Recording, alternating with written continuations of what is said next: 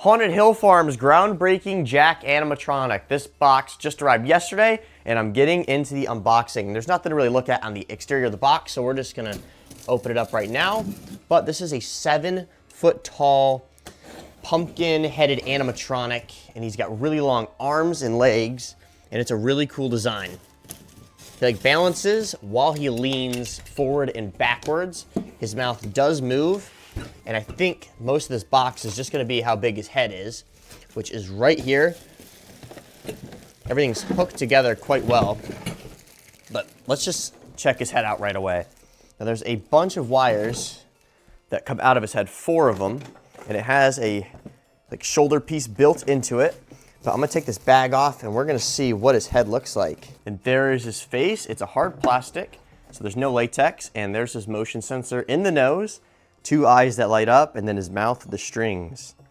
Now it does open, but it's being a little difficult. It's like the Lurching Woman animatronic that I previously unboxed, but let's see what else is in here. Some cardboard spacers. There's a box of something in here. It looks like the control box. We'll get back to this. This is the mechanism.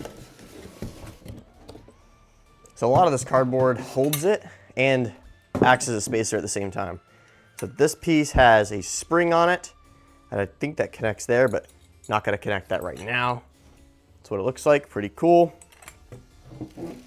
Once again, looks like the Lurching Woman, so interesting design they got here.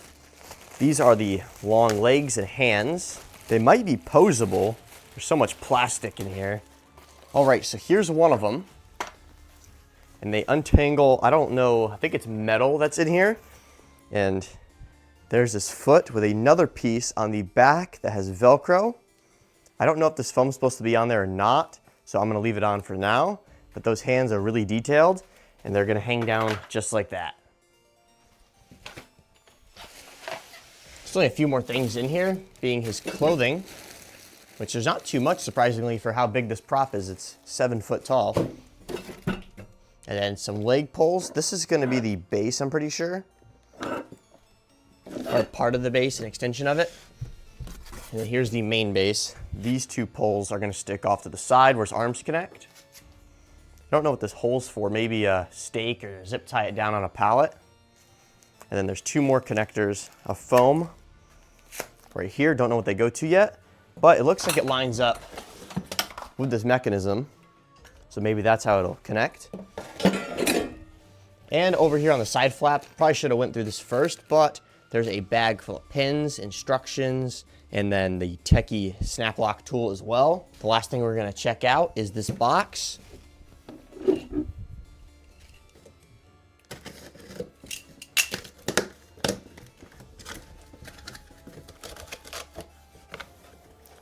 This is the only thing inside of there, which is the main control box that has a battery bracket in there.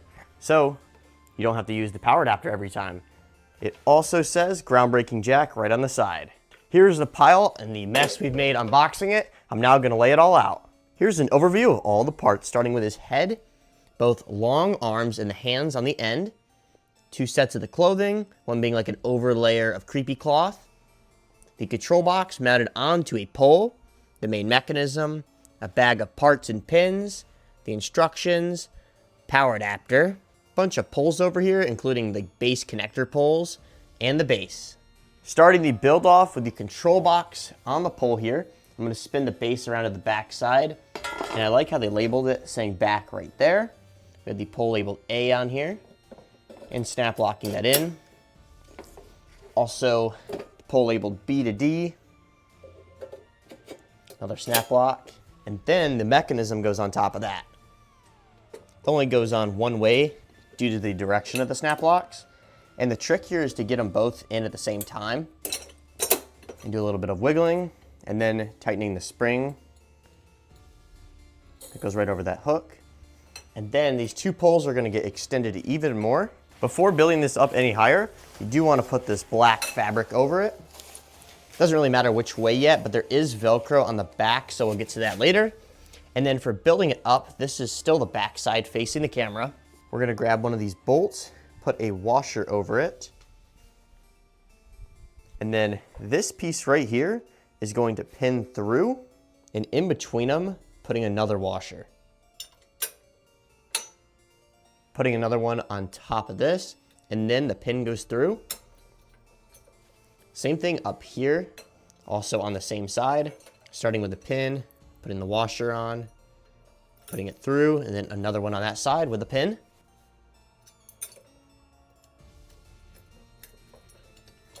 And it is a little wobbly right now, but I think that'll get fixed. Spinning them around, and I was looking on the instructions, and I'm now going to put the head on, but this prop isn't going to be 7 foot tall. That's what it said on Amazon, but he's actually 54 inches, which is a little over 4 feet, but it makes sense since he's a groundbreaker animatronic coming out of the ground. Here is the snap lock for his head and shoulders. Snap locking that in. And all these wires need to get tucked down. It looked like there was 4 earlier, but maybe there's only 3. Tuck those down to the control box. We'll connect those in a minute. Unvelcroing the back of the clothing and then bringing it up over the shoulder frame. I'm gonna tack the Velcro back here, but not fully connect it. For the arms, his thumbs are gonna face inwards, so like that. And then up here, taking that little bit of foam off the end, finding the snap lock pole, and then connecting it right in here.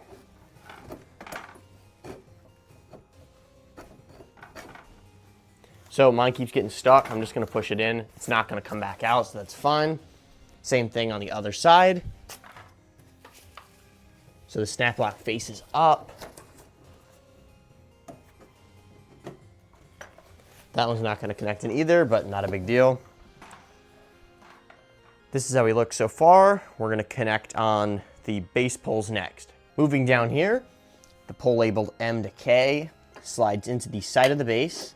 This was a little tough one to get in. No big deal though.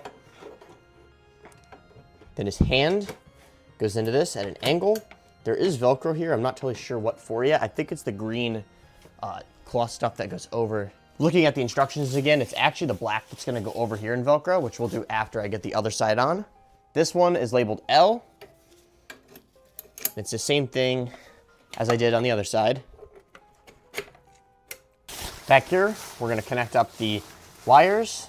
There's 3 of them coming down from his head, and then 1 for the IR sensor. While we're back here, plugging the power adapter in, it is a 6-volt 2-amp plug. They have volume control, human mode, off or the foot pad, and then on mode. I'm gonna have mine on with an external speaker jack or a foot pad jack if you want. Pulling this fabric back down, and then the last thing that we're gonna be doing is putting that overlayer of the green creepy cloth on. Before getting the green creepy cloth on, there is a Velcro point right up here. This is for the middle of the base. I still don't know what these loops are for. And then one on the side. This hides the base pretty well. And then one more over here. The final step, putting this green creepy cloth over. This is how he looks after properly putting that creepy cloth on. We're gonna now move on to the demo.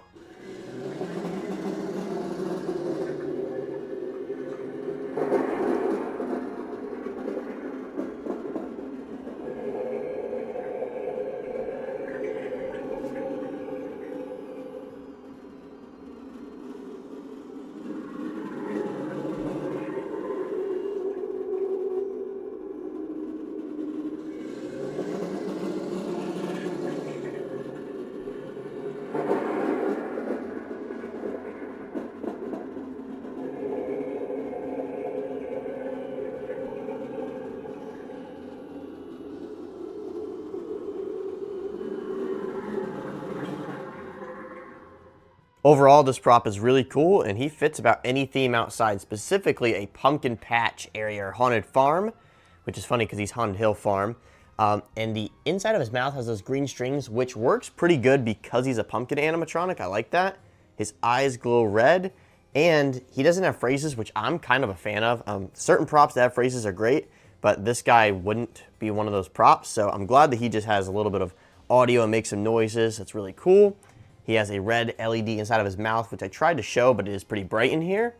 If you guys want to get him, he is $280 on Amazon. I'll have the link in the description. Thanks for watching. See you in the next video.